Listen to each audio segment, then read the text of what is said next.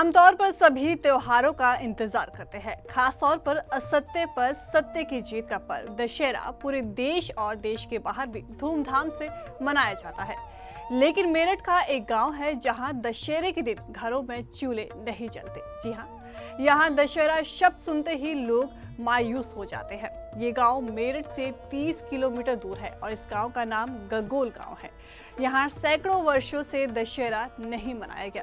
वजह क्या रही, इसे यदि आप सुनेंगे तो सन्न रह जाएंगे। जब पूरा देश दशहरा जैसा त्योहार मनाता है तो इस गांव में सन्नाटा रहता है। जब पूरा देश असत्य पर सत्य की जीत का पर्व हर्षोल्लास के साथ मनाता है तो इस गांव के घरों में चूल्हा भी नहीं जलता। यहाँ के लोगों का कहना है कि जब मेरठ में क्रांति की ज्वाला फूटी थी तो इसी गांव के तकरीबन 9 लोगों को दशहरे के दिन ही फांसी दी गई थी। गांव में पीपल का वो पेड़ भी आज मौजूद है जहां इस गांव के 9 लोगों को फांसी दी गई थी। और ये बात इस गांव के बच्चे बच्चे में इस कदर घर कर गई है कि चाहे वो बच्चा हो या बड़ा, पुरुष हो या महिला, दशहरा नहीं मनाता।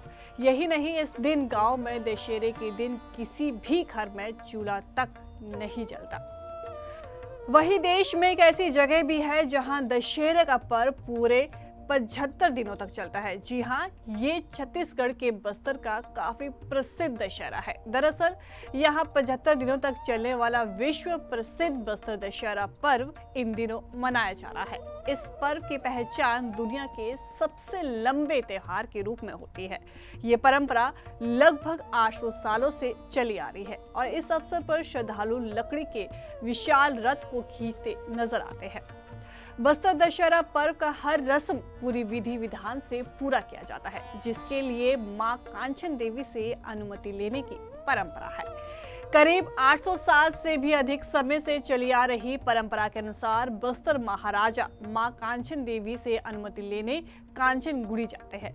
वो माता से आशीर्वाद मांगते हैं और बस्तर सहित प्रदेश में खुशहाली की कामना करते हैं और माता से अनुमति मिलने के बाद ही बस्तर दशहरा की शुरुआत की जाती है। यहाँ का दशहरा एक और चीज के लिए भी खास है और वो है यहाँ रावण का दहन नहीं किया जाता।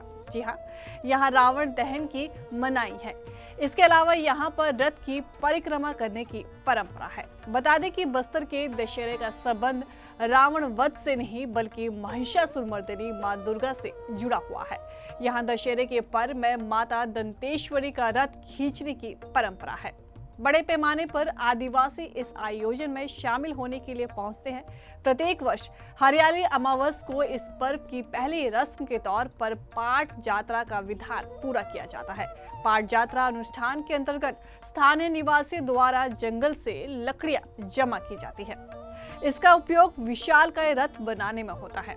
यहाँ की एक और खास बात यह है कि बस्तर के तहसीलदार द्वारा समस्त ग्रामों के देवी देवताओं को दशहरा में शामिल होने के लिए आमंत्रण भेजा जाता है। इसमें 6166 ग्रामीण प्रतिनिधि बस्तर दशहरे की पूजा को विधि विधान से संपन्न कराने के लिए विशेष तौर पर शामिल होते हैं।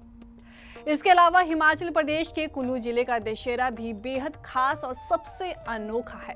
यहाँ के आराध्य देव भगवान रघुनाथ के सम्मान में दशहरा मनाया जाता है और यहाँ देश भर में दशहरा का त्योहार खत्म होने पर ही कुल्लू का दशहरा शुरू होता है। यहाँ भगवान रघुनाथ की रथ यात्रा के साथ दशहरा उत्सव का आगाज होता है। विजयदशमी के दिन जहाँ सब जगह रावण के पुतले जलाकर दशहरा मनाया जाता है, वहीं कुल्लू में अनोखी परंपराओं का निर्वहन कर भगवान रघुनाथ की रथ यात्रा के साथ दशहरा की शुरुआत होती है। ये दशहरा उत्सव यहाँ 7 दिनों तक चलता है, जिसमें हर एक दिन अलग अलग परंपराओं का निर्वहन किया जाता है। यहाँ दशहरा उत्सव भगवान रघुनाथ की रथ यात्रा के साथ शुरू होता है। इस देव मिलन के त्योहार में शामिल होने के लिए घाटी के सभी देवी देवता ढालपुर मैदान में आते हैं।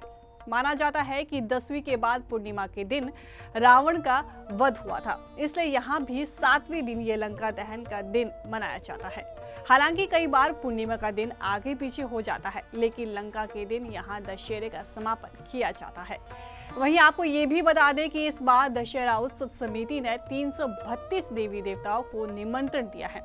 16 साल बाद श्रृंगार ऋषि और बालूनाग को भी निमंत्रण दिया गया है। शुक्रवार शाम तक कुल्लू के ढालपुर मैदान में 5 देवता पहुंच गए हैं, जबकि आने निर्भर, बंजार, सैंज, मनाली तीर्थन और मणिकरण क्षेत्र के 150 के करीब देवी देवता रास्ते में है और शनिवार शाम को अस्थायी शिविरों में पहुंच जाएंगे।